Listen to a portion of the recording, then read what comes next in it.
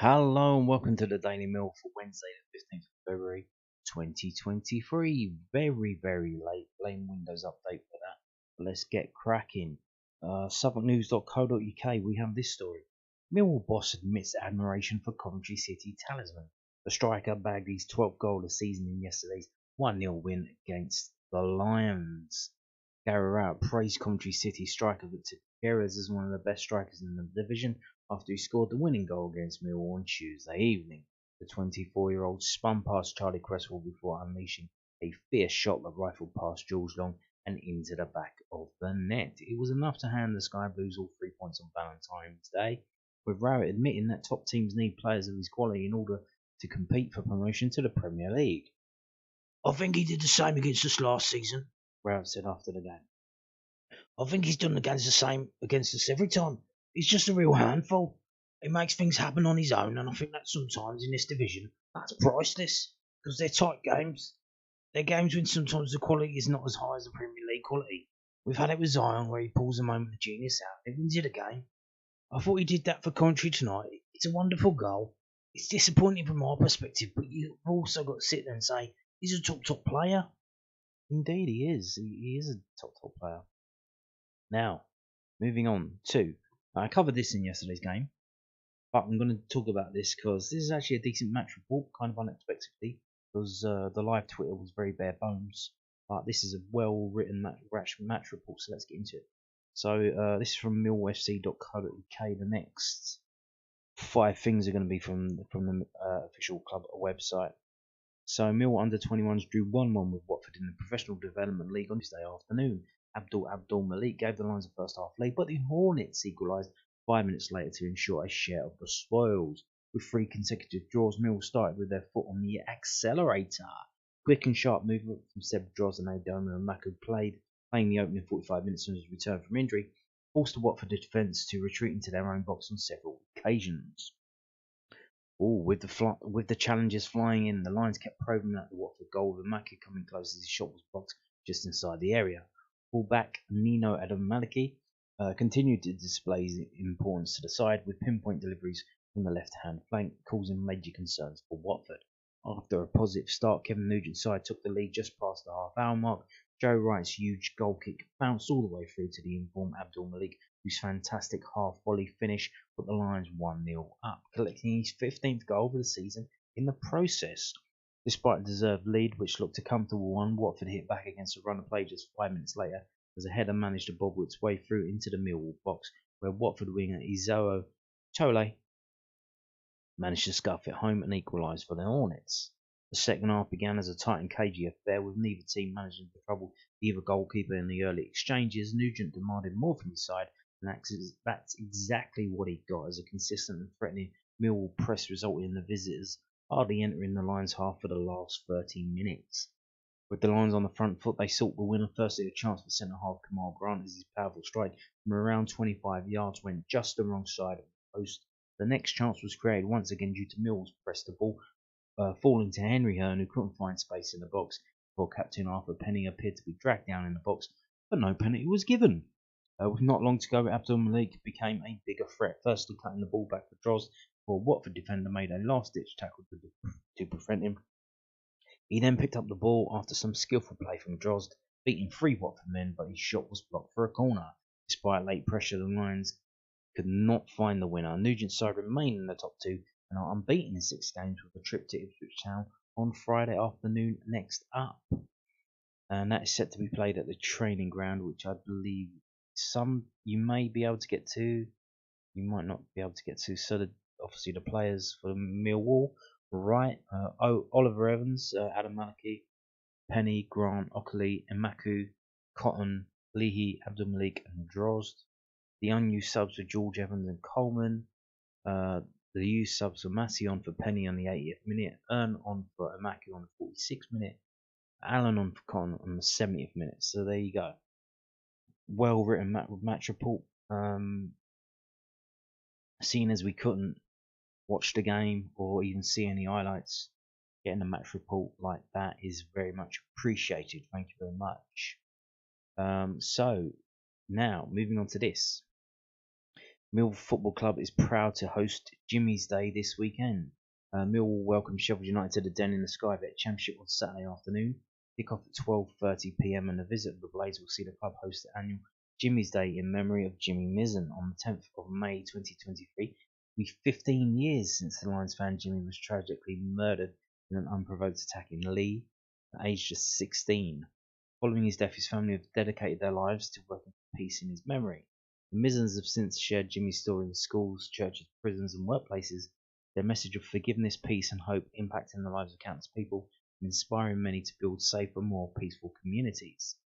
Barry and Margaret received a standing ovation after speaking to 80,000 people at Pope Benedict the 16th's Hyde Park Vigil in 2010, and were both appointed MBEs in the 2014 New Year Honours for services to young people in London.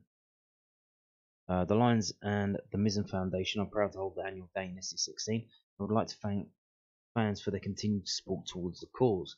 Before kick-off, both the Lions and Sheffield United players will be wearing Mizzen Foundation t-shirts to warm up in.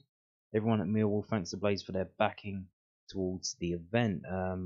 Bucket collections will be held around the ground prior to kick-off at Saturday's game from around 10:30 a.m, whilst Barry Mizzen, husband of Margaret and father of Jimmy, will also address the crowd before the match gets underway. Further information on the outstanding work of the Mizzen Foundation can be found at mizzenfoundation.org. So there you go.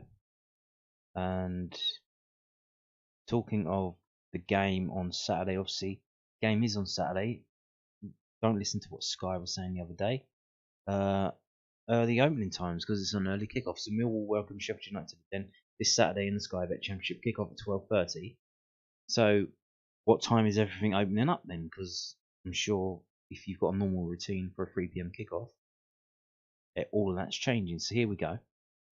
So the Lions store is 9 a.m. The ticket office is 10 a.m. The captain's bar is 10:30. Harry's bar is 10:30. The SC16 bus bar around the back is at 10:30. There's 2 hours before kickoff. And Zampa's Family Fun Zone is not open. Don't know why that is. Maybe it's because it's half term. Not too sure. But maybe I have no idea. But it's not open, so just go back and. So there you go. If you're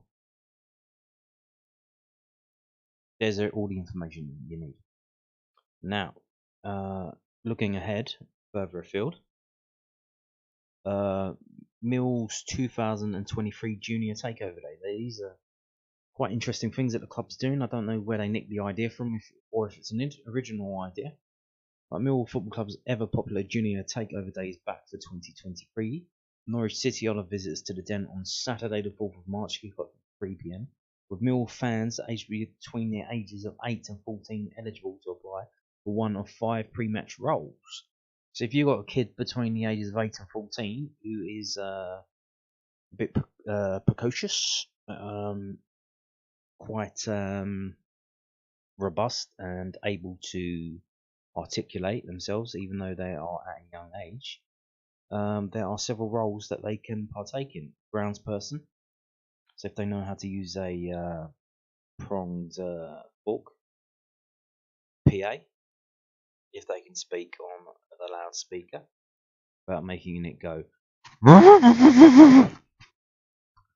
Reporter, videographer, and a kit person. So you can send your application in by post, detailing why you believe you will be a good fit for your chosen role.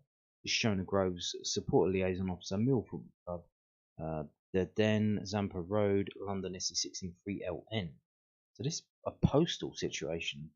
Old school. So you got to go and get a stamp. They've changed stamps, an envelope, some paper. Maybe print it off, or maybe write it down. If you write it down, it might be a bit of a touch, a bit more like childish writing. So please ensure the following details are enclosed in your letter: full name, the membership season ticket number. So you've got to be a junior lion, it looks like. So it looks like this is just Junior Lions. I think in the past it was called Junior Lions Takeover Day. Now it's called Junior Takeover Day. Okay. So yeah, Junior Lion.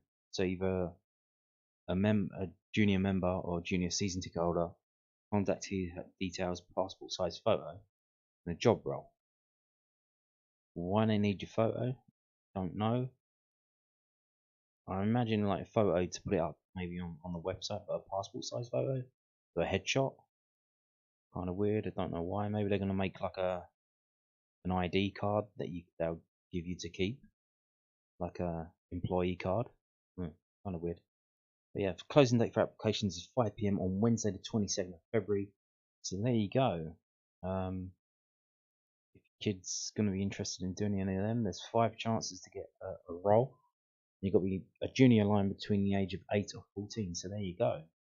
Now you know.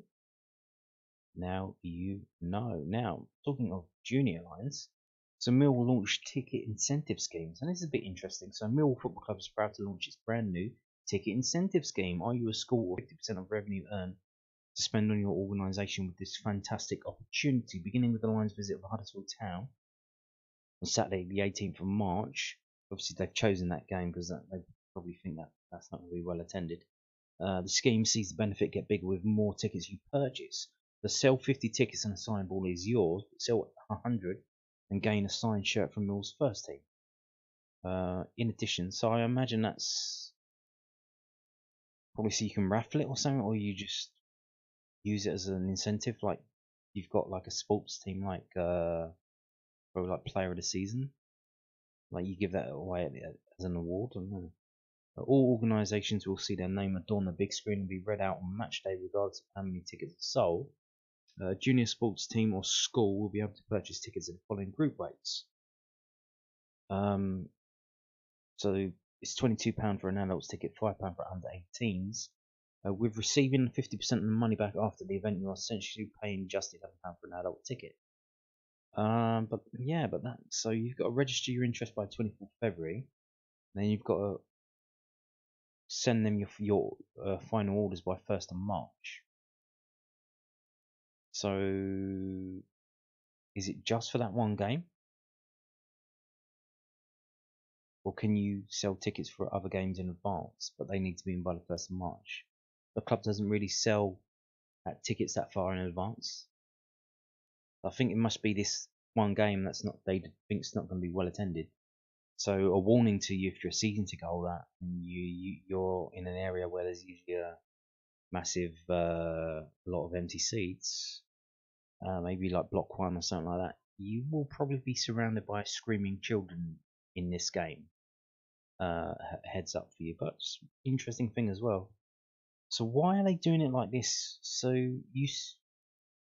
if let's say you're a school, you sell the tickets to your kids at the school for £5, but then the school gets back £2.50, but the kid themselves are paying £5.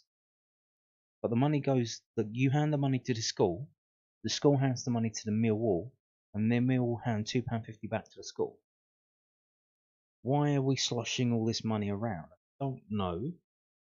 I could hazard a guess. Sports teams and schools, generally, if they got their stuff together, will be listed as registered charities. So,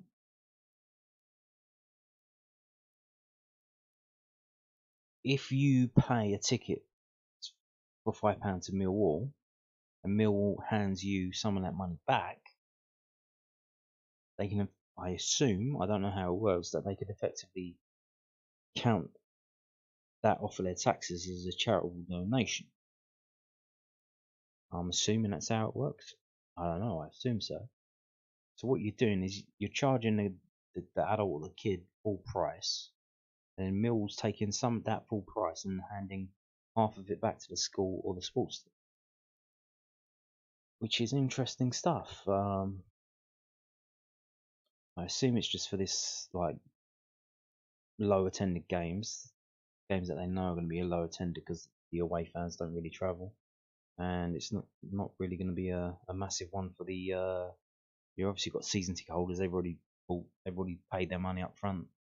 If they go, they go. If they don't, they don't. But for people who are picking and choosing games, in terms of, well, I can't really afford to go all of the games, so which one of them got to drop out? Huddersfield Town, to be fair, that's going to be one of the ones where you're going to drop out. But so if they're going to do things like this, I know it's kind of interesting. But here's the thing: I don't know if this is on the horizon. But if you're trying to encourage people to go to poorly attended games, how about you hand out codes to YouTubers? Not to me, because I get like 100 viewers if I'm lucky, but bigger ones, groundhopper ones. Dan at Lions TV, give him a code, get him to push the code. If the people use the code and buy tickets, they get a bit of discount, and maybe someone that gets kicked back to YouTube. Maybe that might be a thing to consider. Because you see that happening all around. You see it with fitness people. They do like my protein stuff like that. Fashion people, makeup people, they all got codes. Pretty Polly and stuff like that. Shein, they've all got codes that they hand out to their viewers, and their viewers can use. So I assume they get a piece of the action on that. Podcasts, they give out codes all the time about stuff, Raid Shadow Legends, shit like that. So yeah, why not? If you're gonna do a thing like this, why not maybe do a social media influencer or whatever code? Maybe Acton Millwall, I don't know. 'Cause if you do it for Acton Millwall, I don't know what his viewers are, but all of the money that he receives goes to the food hub anyway, so that would be good. I don't know how they're going to do it. Now, talking of things, we're going to move on now. Near the end now. We're near the end. Oh no, here we go. Are we on? It looks like we're on. Okay, so that's just... Okay, fantastic. Brilliant. Wow, what a hunk of shit. Talking about my laptop, not this shirt. This shirt is pretty tidy. So yeah, Millwall Sports Club. If you go to Millwall, indeed, so your chance to win a signed Zian Flemming Millwall 2022-23 third shirt. You can enter as many times as you like. Just add more entries to your basket. We will also draw a second place winner who will win a signed Millwall football. Signed by who? Zian Flemming or people? So yeah, for £5 you could win this shirt, which will be signed. Now, this is Scott Malone this year. I don't know. I think it's just one of the kids. Only three of them. And Ilderton Station and Ilderton Road. Used to be massive back in the Millwall pub back in the day. In terms of, it was literally, I think, would have been the closest. One of the closest. There was one further along. The Chinese restaurant. It's turned into a Chinese restaurant. There's one now. Get the name of it. The Crown. Something Crown. Crown. 3 Crowns. Something like that. Then you walk down the side road, go up Camden Street to Coldblow Lane. Gosh, you're there. Pretty good back in the day. So yeah, let's crack on. Important announcement. As many of you know, we are player kit sponsors for Millwall FC. In particular, the one and only Scott Malone. We've managed to bag an amazing experience at Millwall FC, which we are raffling off. You and one guest will have the opportunity to watch the Lions train at the Den. We'll get in a picture with the one and only Scott Malone, followed by a 2-course lunch with players and staff of Millwall FC. Okay, let's try and... Okay.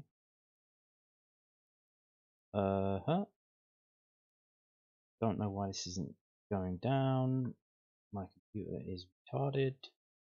The date of the experience is Thursday the 23rd of March 2023 from 10 AM. So yeah, this is a thing that the club's been doing a lot. I think the last couple of seasons they're doing a special one on the player kit sponsors having their own day, because normally they would give them tickets to an actual game. I think what they kind of passed that out to, well, let's do that separate and we can sell those tickets to the game normally. So this is what you get now. So yeah, please like and share this post as much as possible. Thanks. Tickets are £5 and proceeds go to a local food bank, documented by social media. Once the draw has been made, there is no limit to how many tickets you can purchase. So tickets can be bought at the bar. So you've got to go to the Five Bells pub. You've got to go to the bar between Saturday the 18th, So this Saturday, don't go down there on Thursday or Friday. Saturday, when obviously maybe after the Sheffield United game, because that game is a early kick-off, and pop in there on the way home. Saturday 18th of March. You got a whole month. There's no rush.